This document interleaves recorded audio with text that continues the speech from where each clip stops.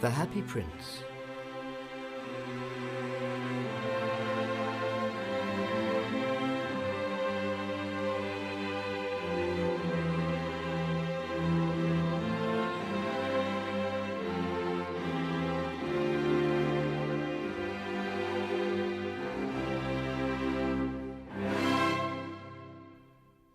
High above the city, on a tall column, stood the statue of the Happy Prince. He was gilded all over with thin leaves of fine gold. For eyes, he had 2 bright sapphires, and a large red ruby glowed on his sword hilt. He was very much admired indeed. "He is as beautiful as a weathercock," remarked one of the town councillors, "only not quite so useful." "Why can't you be like the Happy Prince?" asked a sensible mother of her little boy who was crying for the moon. "The Happy Prince never dreams of crying for anything." "I'm glad there is someone in the world who is quite happy," muttered a disappointed man as he gazed at the wonderful statue. "He looks just like an angel," said the charity children as they came out of the cathedral in their bright scarlet cloaks and clean white pinafores. One night, there flew over the city a little swallow. His friends had gone away to Egypt 6 weeks before, but he had stayed behind, for he was in love with the most beautiful reed. He met her in the early spring as he was flying down the river, and had been so attracted by her slender waist, he had stopped to talk to her. "Shall I love you?" said the swallow, who liked to come to the point at once, and the reed made him a low bow. So he flew round and round her, touching the water with his wings and making silver ripples. "It is a ridiculous attachment," twittered the other swallows. "She has no money and far too many relations." Indeed, the river was quite full of reeds. Then, when the autumn came, they all flew away. After they had gone, he felt lonely and began to tire of his lady-love. "She has no conversation," he said, "and I'm afraid she is a coquette, for she's always flirting with the wind."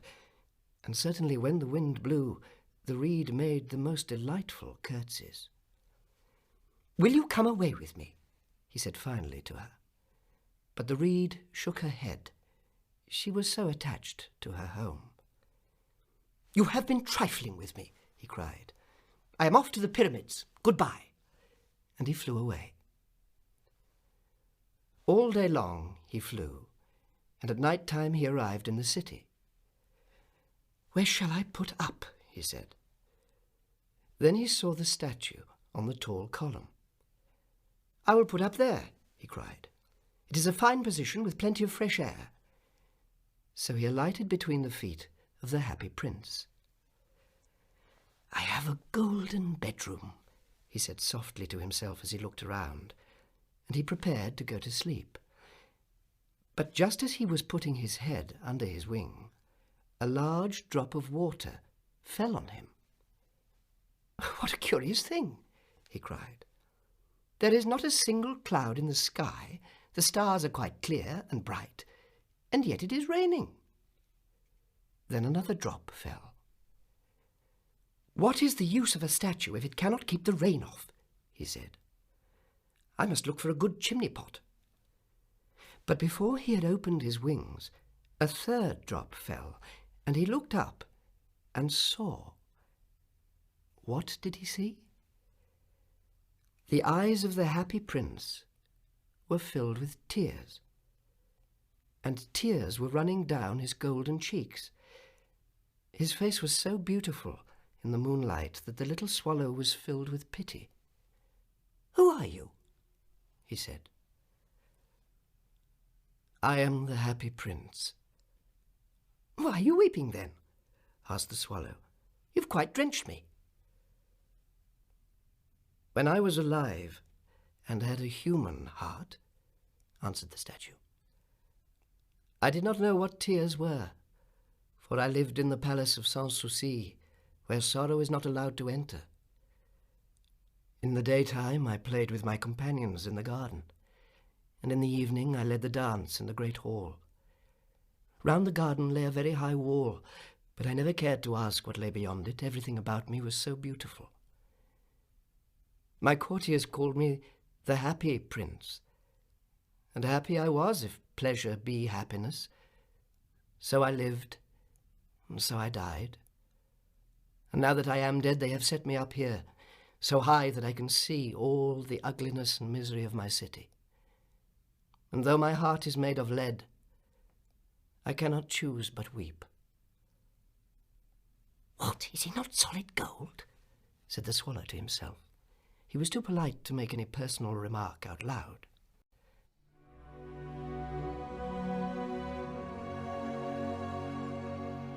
Far away, continued the statue, in a little street there is a poor house. One of the windows is open, and through it I can see a woman seated at a table. Her face is thin and worn. She has coarse red hands pricked by the needle, for she's a seamstress. She is embroidering passion flowers on a satin gown for the loveliest of the Queen's maids of honour to wear at the next court ball. In a bed in a corner of the room, her little boy is lying ill. He has a fever and is asking for oranges. His mother has nothing to give him but river water, so he is crying. Swallow, little swallow, will you not bring her the ruby from my sword hilt? My feet are fastened to this pedestal and I cannot move.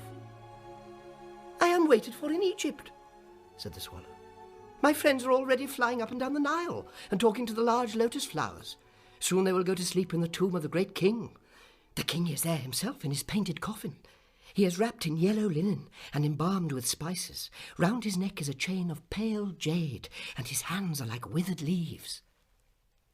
Swallow, little swallow, said the prince, will you not stay with me for one night and be my messenger? The boy is so thirsty, and the mother's so sad. I don't think I like boys, answered the swallow. Last summer, when I was staying on the river, there were 2 rude boys who were always throwing stones at me. But the happy prince looked so sad that the little swallow was sorry. It is very cold here, he said, but I will stay with you for one night and be your messenger. So the swallow picked out the great ruby from the prince's sword and flew away with it in his beak over the roofs of the town. He passed by the cathedral tower, where the white marble angels were sculptured. He passed by the palace and heard the sound of dancing. A beautiful girl came out on the balcony with her lover. How wonderful the stars are, he said to her. I hope my dress will be ready in time for the state ball, she answered. I have ordered passion flowers to be embroidered on it, but the seamstresses are so lazy. At last he came to the poor house and looked in. The boy was tossing feverishly on his bed, and the mother had fallen asleep. She was so tired. In he hopped and laid the great ruby on the table beside the woman's thimble. Then he flew gently round the bed, fanning the boy's forehead with his wings. How cool I feel, said the boy. I must be getting better. And he sank into a delicious sleep. Then the swallow flew back to the happy prince and told him what he had done. It is curious, he remarked, but I feel quite warm now, although it is so cold.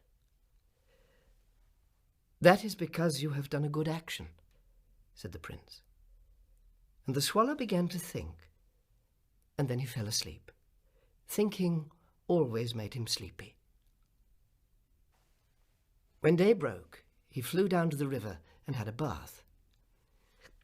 Tonight I go to Egypt, said the swallow, and he was in high spirits at the prospect. He visited all the public monuments and sat a long time on the top of the church steeple. Wherever he went, the sparrows chirruped and said to each other, What a distinguished stranger! So he enjoyed himself very much. When the moon rose, he flew back to the happy prince. Have you any commissions for Egypt? He cried. I'm just starting. Swallow, little swallow, said the prince. Will you not stay with me one night longer?" "I am waited for in Egypt," answered the swallow. "Tomorrow my friends will fly up to the second cataract. The river horse couches there among the bulrushes. At noon the yellow lions come down to the water's edge to drink. They have eyes like green beryls, and their roar is louder than the roar of the cataract." "Swallow, little swallow," said the prince. "Far away, across the city, I see a young man in a garret. He is leaning over a desk covered with papers, and in a tumbler by his side there is a bunch of withered violets. His hair is brown and crisp, and his lips as red as a pomegranate, and he has large and dreamy eyes. He is trying to finish a play, but he is too cold to write any more. There is no fire in the grate, and hunger has made him faint." "I will wait with you one night longer," said the swallow, who really had a good heart. "Shall I take him another ruby?" "Alas, I have no ruby now," said the prince. "My eyes are all I have left. They are made from rare sapphires brought from India 1,000 years ago. Pluck out one of them and take it to him. He will sell it to the jeweler and buy some food and firewood and finish his play." "Dear prince," said the swallow, "I cannot do that." And he began to weep. "Swallow, little swallow, do as I command you." So the swallow plucked out the prince's eye and flew away to the student's garret.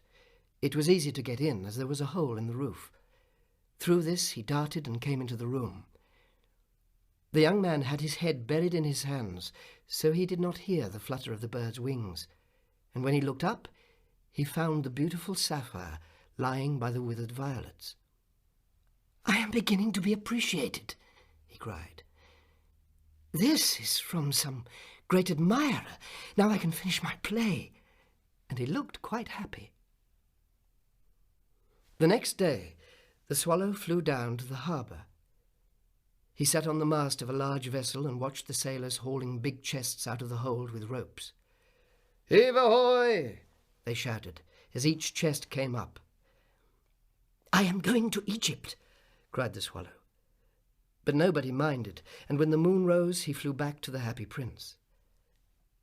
"I am come to bid you goodbye," he cried. "Swallow, little swallow," said the prince, "will you not stay with me one night longer?" "It is winter," answered the swallow. "The chill snow will soon be here. In Egypt, the sun is warm on the green palm trees, and the crocodiles lie in the mud and look lazily about them. My companions are building their nests. Dear prince, I must leave you, but I will never forget you. And next spring I will bring you back 2 beautiful jewels in place of those you have given away. The ruby shall be redder than a red rose, and the sapphire as blue as the great sea." "In the square below," said the happy prince, "there stands a little match girl. She has let her matches fall into the gutter, and they are all spoiled. Her father will beat her if she does not bring home some money, and she is crying. She has no shoes or stockings, and her head is bare. Pluck out my other eye and give it to her, and her father will not beat her." "I will stay with you one night longer," said the swallow. "But I cannot pluck out your eye. You would be quite blind then." "Swallow, little swallow," said the prince, "do as I command you." So he plucked out the prince's other eye and darted down with it. He swooped past the match girl and slipped the jewel into the palm of her hand. "What a lovely bit of glass!" cried the little girl, and she ran home laughing. Then the swallow came back to the prince. "You are blind now, so I will stay with you always." "No, little swallow," said the poor prince. You must go away to Egypt. I will stay with you always, said the swallow, and he slept at the prince's feet. All the next day he sat on the prince's shoulder and told him stories of what he had seen in strange lands. He told him of the red ibises who stand in long rows on the banks of the Nile and catch gold fish in their beaks, of the Sphinx, who is as old as the world itself and lives in the desert and knows everything, of the merchants who walk slowly by the side of their camels and carry amber beads in their hands, and of the pygmies who sail over a big lake on large flat leaves and are always at war with the butterflies. "Dear little swallow," said the prince, "you tell me of marvellous things, but there is no mystery so great as suffering. Fly over my city, little swallow, and tell me what you see there." So the swallow flew over the great city and saw the rich making merry in their beautiful houses, while the beggars were sitting at the gates. He flew into dark lanes and saw the white faces of starving children looking out listlessly at the black streets. Under the archway of a bridge, 2 little boys were lying in one another's arms to try and keep themselves warm. "How hungry we are," they said. "You must not lie here," shouted the watchman, and they wandered out into the rain. Then he flew back and told the prince what he had seen. "I am covered in fine gold," said the prince. "You must take it off, leaf by leaf, and give it to my poor. The living always think that gold can make them happy." Leaf after leaf of the fine gold the swallow picked off, until the happy prince looked quite dull and grey. Leaf after leaf of fine gold he brought to the poor, and the children's faces grew rosier, and they laughed and played games in the street. "We have bread now," they cried. Then the snow came, and after the snow came the frost. The streets looked as if they were made of silver. They were so bright and glistening. Long icicles like crystal daggers hung down from the eaves of the houses, and everybody went about in furs. The poor swallow grew colder and colder, but he would not leave the prince. He loved him too well. He picked up the crumbs outside the baker's door when the baker was not looking, and tried to keep himself warm by flapping his wings. But at last he knew he was going to die. He had just enough strength to fly up to the prince's shoulder once more. "Goodbye, dear prince," he murmured. "Will you let me kiss your hand?" "I am glad that you are going to Egypt at last, little swallow," said the prince. "You have stayed too long here. But you must kiss me on the lips, for I love you." "It is not to Egypt I am going," said the swallow. And he kissed the happy prince on the lips and fell down dead at his feet. At that moment, a curious crack sounded inside the statue, as if something had broken. The fact is that the leaden heart had snapped right in two. It certainly was a dreadfully hard frost. Early the next morning, the mayor was walking in the square below in company with the town councillors. As they passed the column, he looked up at the statue. "Dear me, how shabby the happy prince looks," he said. "How shabby indeed," cried the town councillors, who always agreed with the mayor, and they went up to look at it. "The ruby has fallen out of the sword, his eyes are gone, and he is golden no longer," said the mayor. "In fact, he is little better than a beggar." "Little better than a beggar," said the town councillors. "And here is actually a dead bird at his feet," continued the mayor. "We must really issue a proclamation that birds are not allowed to die here." And the town clerk made a note of the suggestion. So they pulled down the statue of the happy prince, then melted it in a furnace, and the mayor held a meeting of the corporation to decide what should be done with the metal. "We must have another statue, of course," he said. "And it shall be a statue of myself." "Of myself?" said each of the town councillors, and they quarrelled. When I last heard of them, they were quarrelling still.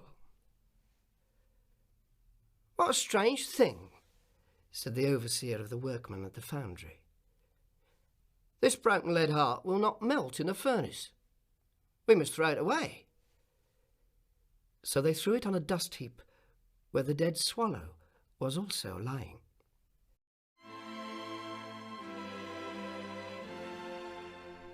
"Bring me the two most precious things in the city," said God to one of his angels. And the angel brought him the leaden heart and the dead bird. "You have rightly chosen," said God. "For in my garden of paradise this little bird shall sing forevermore, and in my city of gold the happy prince shall praise me."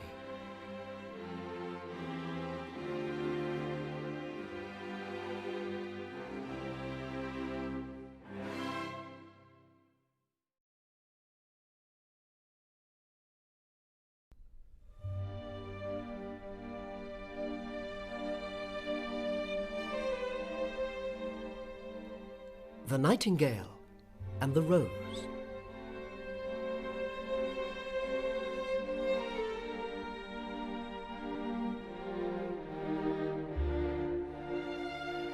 "She said she would dance with me if I brought her red roses," cried the student. "But in all my garden there is no red rose." From her nest in the oak tree, the nightingale heard him, and she looked out through the leaves and wondered.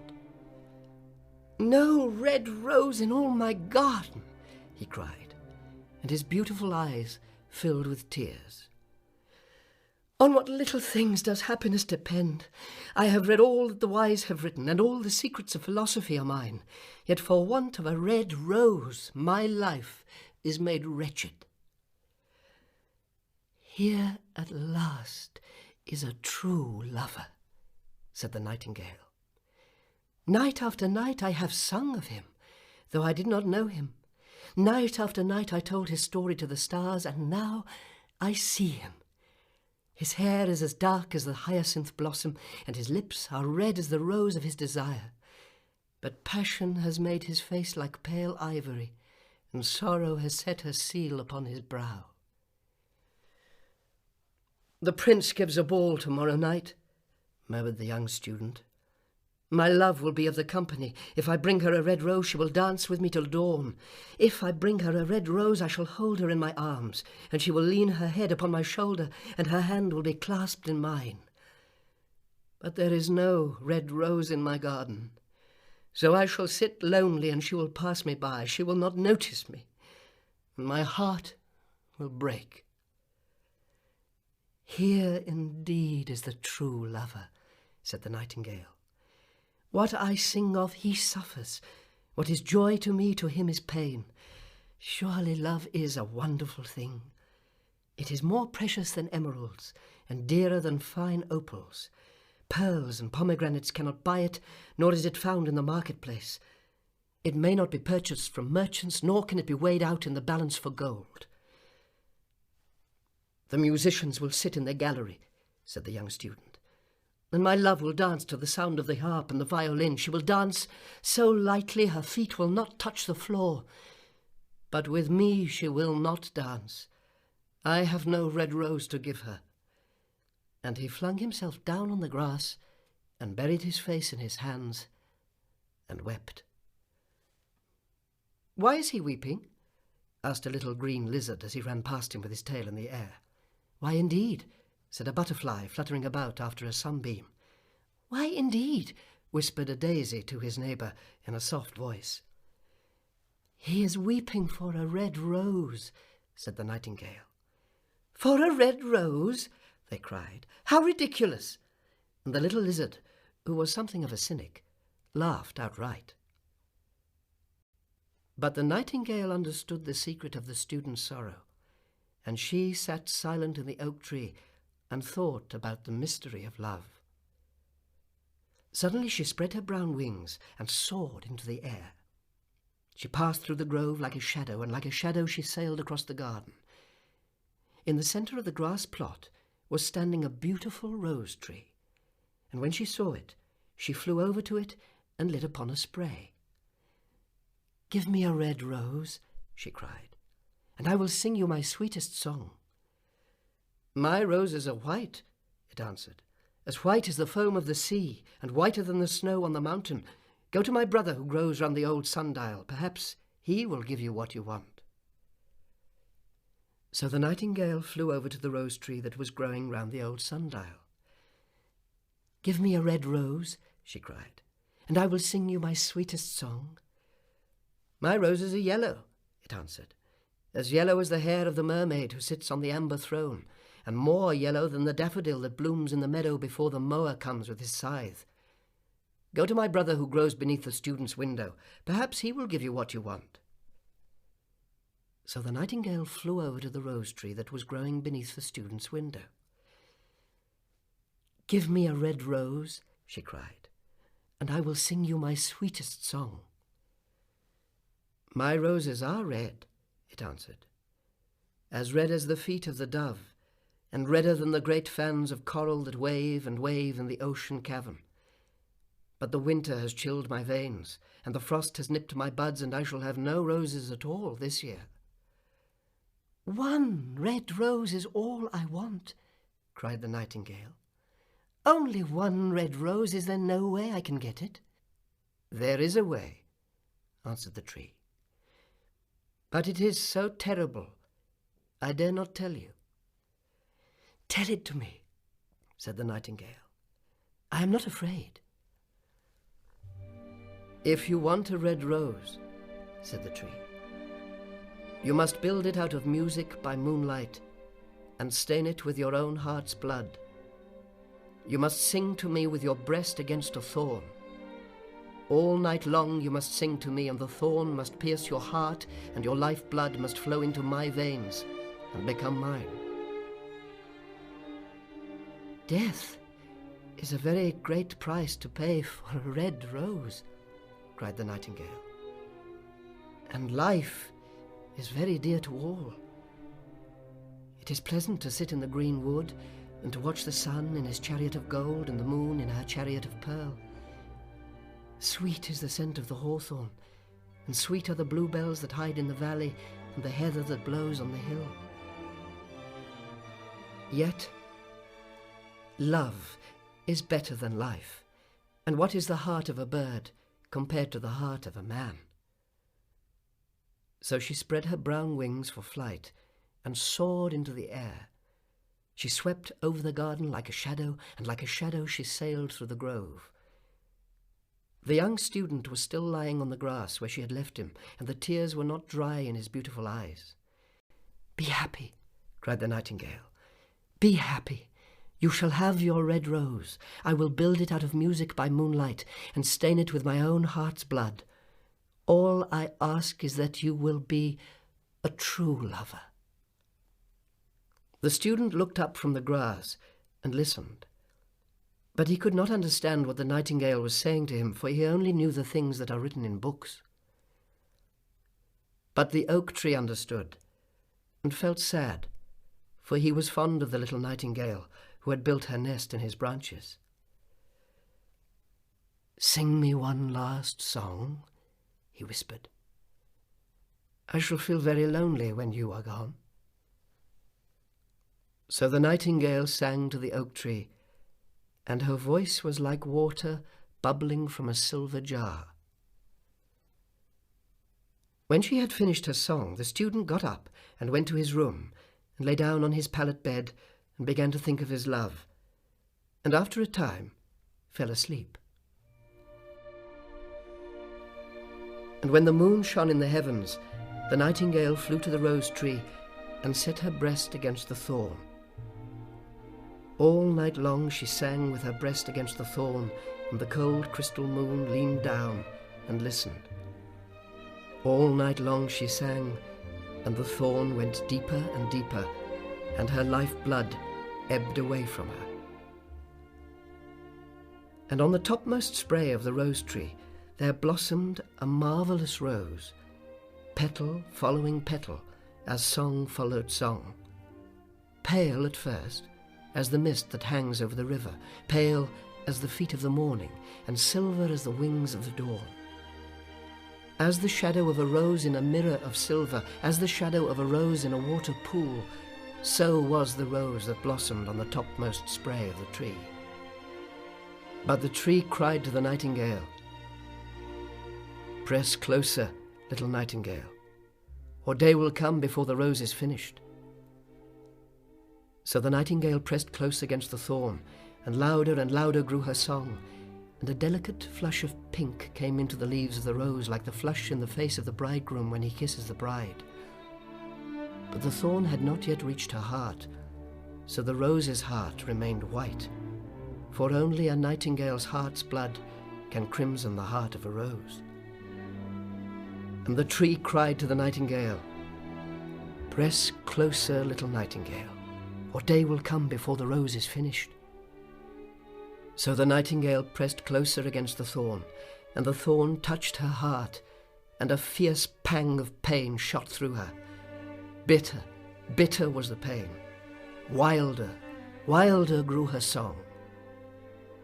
And the marvellous rose became crimson, like the rose of the eastern sky. Crimson was the girdle of petals, and crimson as a ruby the heart. But the nightingale's voice grew fainter, and her little wings began to beat, and a film came over her eyes. Fainter and fainter grew her song, and she felt something choking in her throat. She gave one last burst of music. The white moon heard it, and she forgot the dawn and lingered on in the sky. The red rose heard it and trembled all over in ecstasy and opened her petals to the cold morning air. "Look, look," cried the tree. "The rose is finished now." But the nightingale made no answer, for she was lying dead in the long grass with a thorn in her heart.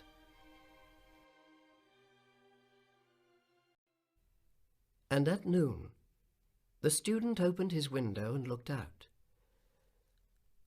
"Why, what a wonderful piece of luck!" he cried. "A red rose! I have never seen any rose like it in all my life." And he leaned down and plucked it. Then he put on his hat and ran up to the professor's house with the rose in his hand. The daughter of the professor was sitting in the doorway, winding blue silk on a reel, and her little dog was lying at her feet. "You said you would dance with me if I brought you a red rose," cried the student.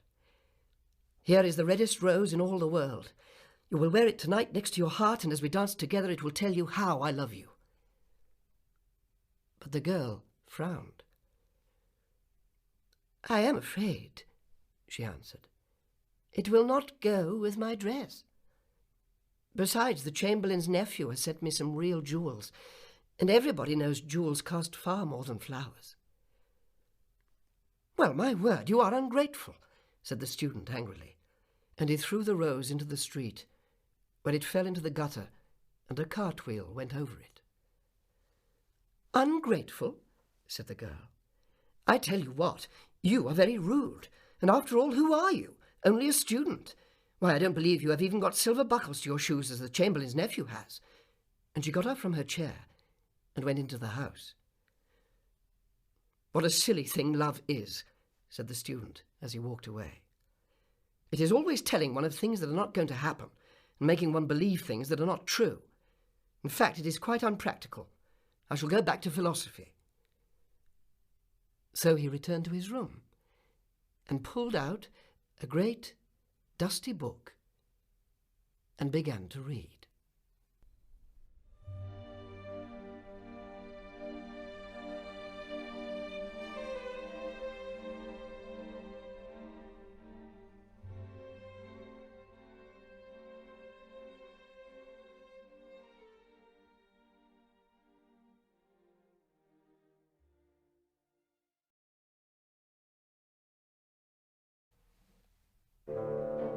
The Remarkable Rocket.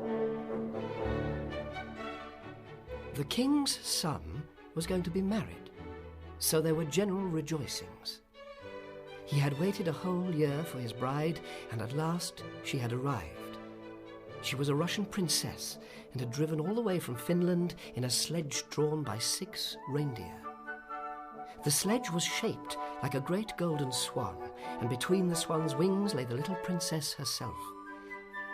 Her long ermine cloak reached right down to her feet. On her head was a tiny cap of silver tissue, and she was as pale as the snow palace in which she had always lived.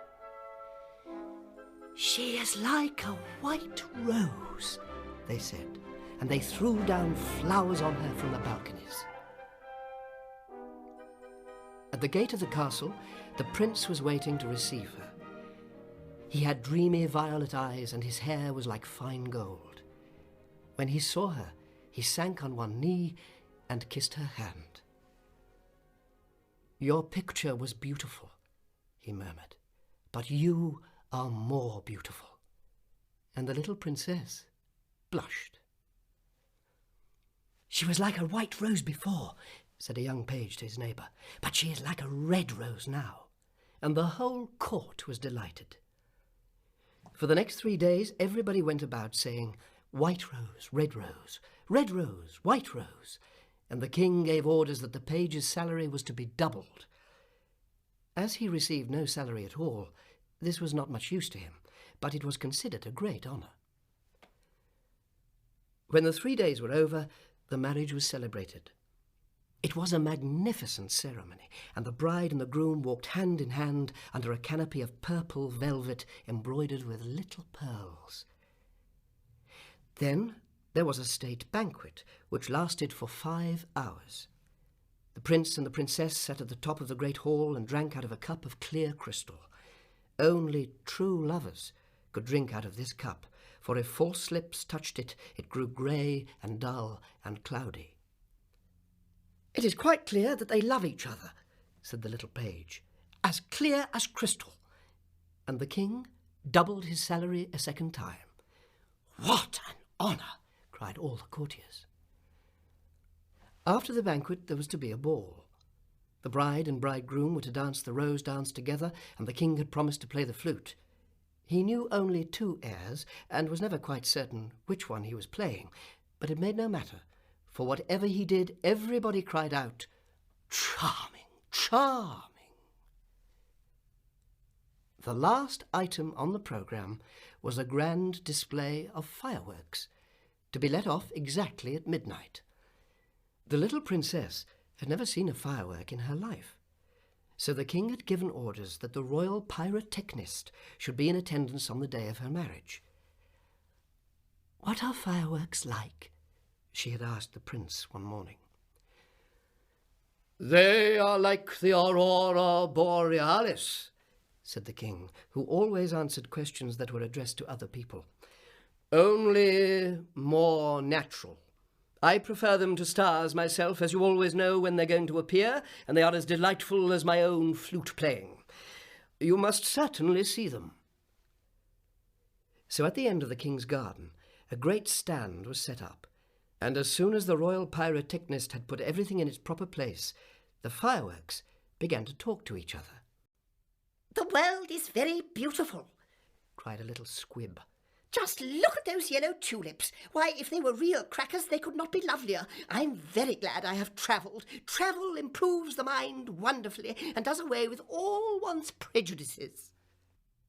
"The king's garden is not the world, you foolish squib," said the big Roman candle. "The world is an enormous place, and it would take 3 days to see it all thoroughly." "Any place you love is the world to you," exclaimed a thoughtful Catherine Wheel, who had been attached to an old wooden box in early life and prided herself on her broken heart. "But love is not fashionable anymore. The poets have killed it. They wrote so much about it and nobody believed them, and I am not surprised. True love suffers and is silent. I remember myself once, but it is no matter now. Romance is a thing of the past." Nonsense, said the Roman candle. Romance never dies. It is like the moon, and lives forever. The bride and bridegroom, for instance, love each other very dearly. I heard all about them from a brown paper cartridge who happened to be staying in the same drawer as myself, and knew the latest court news. But the Catherine Wheel shook her head. Romance is dead. Romance is dead, she murmured. She was one of those people who thought if you say the same thing over and over a great many times, it becomes true in the end. Suddenly, a sharp, dry cough was heard, and they all looked round. It came from a tall, supercilious-looking rocket, tied to the end of a long stick. He always coughed before he made any observation, so as to attract attention. He said, and everybody listened except the poor Catherine Wheel, who was still shaking her head and murmuring, Romance is dead. Order! Order! Cried out a cracker. He was something of a politician, and had always taken part in the local elections, so he knew the proper parliamentary expressions to use. Quite dead, whispered the Catherine Wheel, and went off to sleep. As soon as there was perfect silence, the rocket coughed a third time and began. He spoke with a very slow, distinct voice, as if he were dictating his memoirs, and always looked over the shoulder of the person to whom he was talking. In fact, he had a most distinguished manner. How fortunate it is for the king's son, he remarked, that he is to be married on the day when I am to be let off. Really, if it had been arranged beforehand, it could not have turned out better for him. But princes are always lucky. Dear me, said the squib. I thought it was quite the other way round, and that we were to be let off in the prince's honour. It may be so with you, he answered. Indeed, I have no doubt that it is, but with me it is different. I am a very remarkable rocket, and come of remarkable parents. My mother was the most celebrated Catherine Wheel of her day. When she made her great public appearance, she spun round 19 times before she went out, and each time she threw out into the air 11 pink stars. She was 3 feet in diameter and made of the very best gunpowder. My father was a rocket like myself and of French extraction. He flew so high that people were afraid that he would never come down again. He did, though, for he was of a kindly disposition, a most brilliant descent in a shower of golden rain. The newspapers wrote about his achievement in the most flattering terms. Indeed, the Court Gazette called him a triumph of pyrotechnic art. Pyrotechnic, you mean, said a Bengal light. I know it is pyrotechnic, for I saw it written on my own canister. Well, I said pyrotechnic, answered the rocket, and the Bengal light felt so crushed that he at once began to bully the little squibs in order to show that he was still a person of some importance. I was saying, continued the rocket, I was saying... What was I saying? You were talking about yourself, replied the Roman candle. Of course. I knew I was discussing some interesting subject when I was so rudely interrupted. I hate rudeness, bad manners of every kind, for I am extremely sensitive. No one in the whole world is as sensitive as I am. I'm quite sure of that. What is a sensitive person? Said the cracker to the Roman candle. A person who, because he has a corns himself, always treads on other people's toes, answered the Roman candle in a low whisper, and the cracker nearly exploded with laughter. Pray, what are you laughing at? inquired the rocket. I am not laughing. I'm laughing because I'm happy, replied the Cracker. That is a very selfish reason, said the Rocket angrily. What right have you to be happy? You should be thinking about others. In fact, you should be thinking about me. I'm always thinking about myself, and I expect everybody else to do the same. That is what is called sympathy. It is a beautiful virtue, and I possess it in a high degree. Suppose, for instance, anything happened to me tonight. What a misfortune that would be for everyone. The prince and princess would never be happy again. Their whole married life would be spoiled. And as for the king, I know he would not get over it, really. When I begin to reflect on the importance of my position, I am almost moved to tears. If you want to give pleasure to others, cried the Roman Candle, you had better keep yourself dry. Certainly, exclaimed the Bengal Light. That is only common sense. Common sense indeed, said the Rocket. You forget that I am very uncommon. Why, anybody can have common sense, provided they have no imagination. But I have imagination, for I never really think of things as they really are. I always think of them as being quite different. As for keeping myself dry, there is evidently no one here who can appreciate an emotional nature. Fortunately for myself, I don't care. The only thing that sustains one through life is the consciousness of the immense inferiority of everybody else. And this is a feeling I have always cultivated.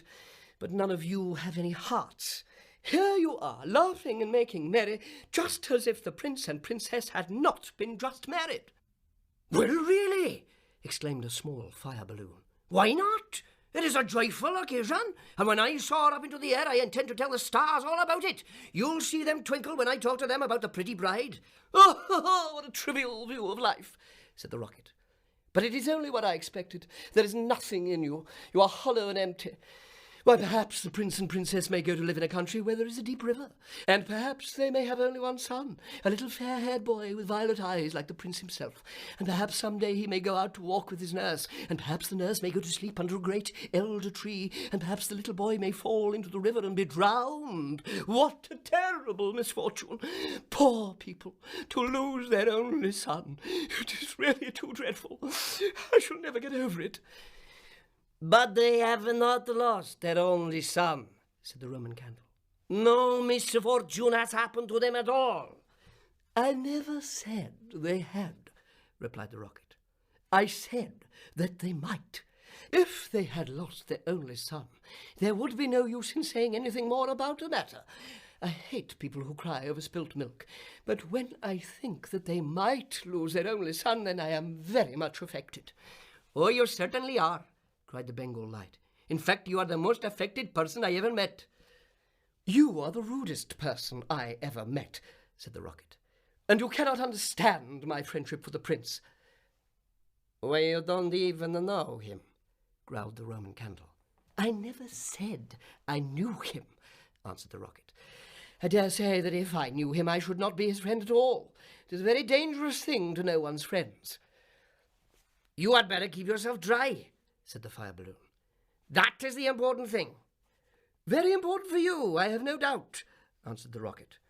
But I shall weep if I choose. And he actually burst into real tears, which flowed down his stick like raindrops. He must have a truly romantic nature, said the Catherine Wheel, for he weeps when there is nothing to weep about. And she heaved a deep sigh and thought about the wooden box. But the Roman Candle and the Bengal Light were quite indignant and kept saying, Humbug! Humbug! At the top of their voices. They were extremely practical, and whenever they objected to something, they called it humbug. Then the moon rose like a wonderful silver shield, and the stars began to shine, and a sound of music came from the palace. The prince and the princess were leading the dance. They danced so beautifully that the tall white lilies peeped in at the window and watched them, and the tall red poppies nodded their heads and beat time. Then 10 o'clock struck, and then 11, and then 12, and at the last stroke of midnight everyone came out on the terrace. Let the fireworks begin, said the king.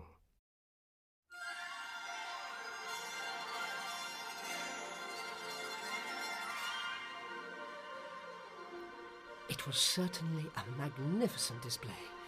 Whiz! Whiz! Went the Catherine wheel as she spun round and round. Boom! Boom! Went the Roman candle. Then the squibs danced all over the place and the Bengal lights made everything look scarlet. Goodbye! Cried the fire balloon as he soared away, dropping tiny blue sparks. Bang! Bang!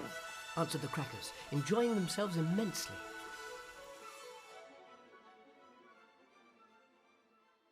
Everyone was a great success, except the remarkable Rocket. He was so damp with crying that he could not go off at all. The best thing in him was the gunpowder, and that was so wet with tears it was no use. All his poor relations, to whom he would never speak, except with a sneer, shot up into the sky like wonderful golden flowers with blossoms of fire. "Huzzah!" cried the court, and the little princess laughed with pleasure. I suppose they are reserving me for some grand occasion, said the Rocket. No doubt that is what it means. And looked more supercilious than ever. The next day, the workmen came to put everything tidy. This is evidently a deputation, said the Rocket. I will receive them with becoming dignity. So he put his nose in the air and began to frown severely, as if he were thinking about some very important subject. But they took no notice of him at all, till they were just going away. Then one of them caught sight of him. "Hello," he cried. "What a bad rocket!" and threw him over the wall into the ditch. Bad rocket? Bad rocket? he said, as he whirled through the air. Impossible! Grand rocket! That is what the man said. Bad and grand sound very much the same. Indeed, they often are the same. And he fell into the mud. It is not comfortable here, he remarked. But no doubt it is some fashionable watering place, and they have sent me away to restore my health. My nerves are very much shattered, and I require a rest. Then a little frog, with bright jewelled eyes and a green mottled coat, swam up to him. "A new arrival, I see," said the frog. "Well, after all, there is nothing like mud. Do you think it will be a wet afternoon? I am sure I hope so. But the sky is quite blue and cloudless. What a pity." said the Rocket, and he began to cough. "What a delightful voice you have," cried the frog. "Really, it is quite like a croak. And croaking is, of course, the most musical sound in the world. It is so entrancing that everybody lies awake to listen. In fact, only yesterday I heard the farmer's wife say to her mother she could not get a wink of sleep at night on account of it. It is most pleasing to find oneself so popular." said the Rocket angrily. He was very much annoyed that he could not get a word in. "A delightful voice," continued the frog. "I'm off to look for my daughters. I have 6 beautiful daughters, and I'm so afraid the pike may meet them. He would have no hesitation in breakfasting off them. Well, goodbye. I have enjoyed our conversation very much, I assure you." "Conversation, indeed," said the Rocket. "You have talked the whole time yourself. That is not a conversation." "Somebody must listen," answered the frog.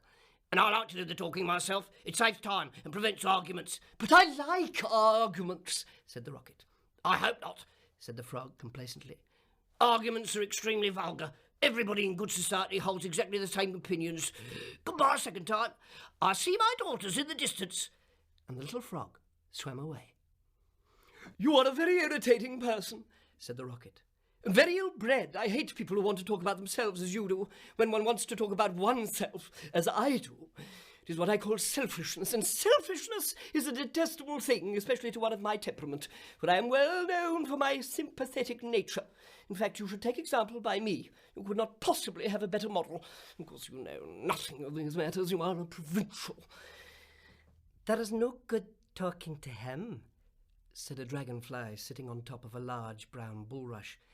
"No good at all. He has gone away." "Well, that is his loss, not mine," answered the Rocket. "I'm not going to stop talking to him merely because he does not pay attention. I like hearing myself talk. It is one of my greatest pleasures. I often have long conversations all by myself, and I'm so clever that sometimes I don't understand a single word of what I'm saying. Then you should certainly lecture on philosophy, said the dragonfly, and he spread a pair of lovely gauze wings and soared away into the sky. How very silly of him not to stay here, said the rocket. I'm sure that he has not often got much chance of improving his mind. However, I don't care a bit. Genius like mine is sure to be appreciated some day. And he sunk down a little deeper into the mud.